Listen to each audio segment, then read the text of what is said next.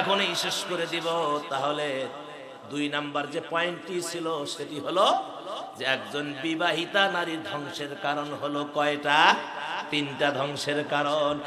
1 নম্বরে মা ভালো করে শোনেন, জীবনে আর এই ভুল যেন না হয়, মা সংসার সুখী হয় রমণীর গুণে।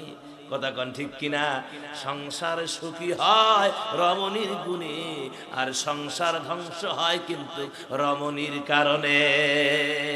ও মা খুব মনোযোগ দেন, এই পয়েন্ট 3টার দিকে মনোযোগ দেন। 1 নম্বর রাসূল বলেছেন 1 নম্বর ধ্বংসের কারণ হলো যে মহিলা স্বামীর সাথে জেদ ধরে, জেদ ধরে। কি ধরে? জেদ ধরে। আমাকে এটা এনে দিতে হবে, সেটা এনে দিতে হবে, আমাকে টাচ মোবাইল এনে দিতে হবে, আমাকে টিভি এনে দিতে হবে, আমাকে ডিশ লাইন এনে দিতে হবে। কথা কয় না কে? আমাকে এরকম অনেক কিছু জেদ ধরে, মানে গলার হার দিতে হবে। এখন স্বামী চাকরি করে 10,000 টাকার চাকরি, এখন বউয়ের চাহিদা হলো 50,000 টাকা। কথা কয় না কে? চাকরি কয় হাজার আর চাহিদা কত?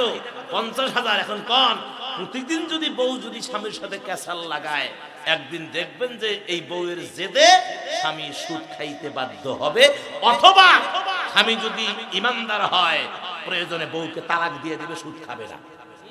তাহলে সংসার ধ্বংস হলো না হলো? এই কথা কন, ধ্বংস না? ধ্বংস না? ধ্বংস হয়ে গেল।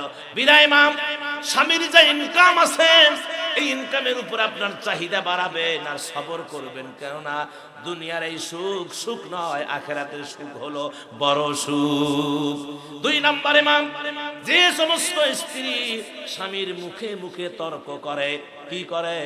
মুখে মুখে তর্ক করে। স্বামী যদি বলে 12, বউ কয় 24। কথা কয় না কে? স্বামী কত কইছে, বউ কত কয়, মানে এ যেটা কয় তার উল্টাটা। এই জন্য আমাদের কোরআনের পাখি আল্লামা সাইদি একটা ওয়াজ করেছিলেন, আজকে যদি ময়দানে থাকতো ইসলাম কায়েম হওয়ার দ্বার প্রান্তে পৌঁছে। এ মুসলমানেরা, কোরআনের পাখির কাছে তার বক্তৃতায় কথাটা আমি শুনেছিলাম। এক লোকের বউ পানি আনতে গিয়ে নদীর মধ্যে পড়ে গেছে, এখন পরে তলায়া গেছে। এখন একজন দেখেছে, দৌড় মেরে এসে বলল, ভাই তুমি এখানে বসে আছো, তোমার বউ নদীর পড়ছে। দৌড় একে দৌড় দৌড় দৌড় দৌড়। কোন জায়গায়? এই জায়গায় পড়ছে। তো এখন পানি যায় এই পাশে না, কারণ এ দৌড়াইতেছে উজান পাশে।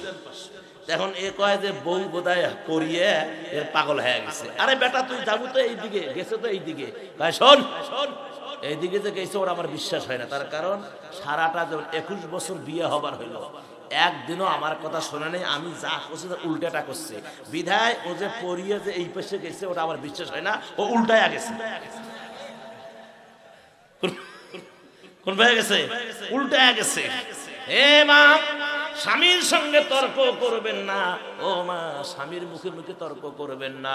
আর স্বামীর মুখে মুখে তর্ক যদি করেন, এটা হবে 2 নাম্বার ধ্বংসের কারণ।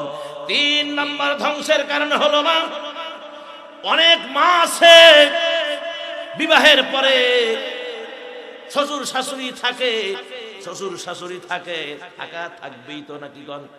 শ্বশুর শাশুড়ি কি থাকবে না? হ্যাঁ, ছেলে কি বাপ মাকে ফেলে দিবে? হ্যাঁ।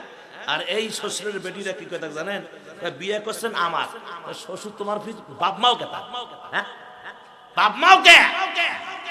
তাক পুষবেন কে? আমাকে খালি পোষো। কথা কন না কেন? এই জন্য অনেক ভেজাল করে, অনেক চক্রান্ত করে শ্বশুর শাশুড়িকে কষ্ট দেওয়ার জন্য। অনেক কথা ছিল, বলার সুযোগ হলো না।